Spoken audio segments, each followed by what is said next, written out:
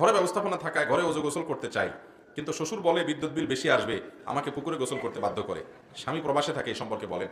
ভাইরা আমার, হাসির কথা না, আমাদের অনেক বোন আছেন, অনেক মেয়েরা আছেন, শ্বশুর শাশুড়ি, ননদ, দেবর, এদের অত্যাচারে অতিষ্ঠ বেচারীরা, অতিষ্ঠ। স্বামীটা বিদেশে পড়ে আছে একটু সংসারের উন্নতির জন্য, আর এদিকে এই বেচারির 14 গোষ্ঠী উদ্ধার করার জন্য পরিবারের সব মানুষগুলা লেগে যায়। আছে না নাই? আবার কোনো কোনো ক্ষেত্রে উল্টাও হয়, যে স্বামী বিদেশে আছে, এই চান্সে বয়ে শাশুড়ি, ননদ সবগুলোর দড়ির উপর রাখে, স্বামীর কান বাড়ি করে, সেটাও আছে।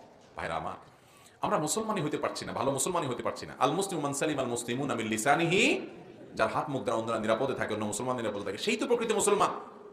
একজন মেয়ে, তিনি হোক বউ, হোক শাশুড়ি, অথবা একজন পুরুষ, তিনি হোক শ্বশুর কিংবা জামাই, যেই হোক না কেন, সে আরেকজনের অধিকার নষ্ট করতে পারবে।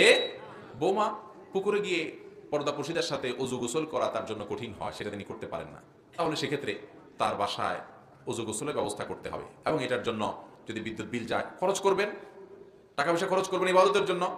একজন পুত্রবধূকে পুকুরে যদি বেপর্দা থাকে, সেখানে পর্দার ভালো ব্যবস্থা না থাকে, সেখানে যে তাকে গোসল করতে, ওযু করতে বাধ্য করলে শ্বশুর গুনাহগার হবেন, আল্লাহর কাছে দায়ী থাকবেন। সামান্য কটা পয়সার জন্য আপনি আল্লাহর ফরজ বিধান মানতে দিচ্ছেন না, আপনি জালেম এবং অপরাধী।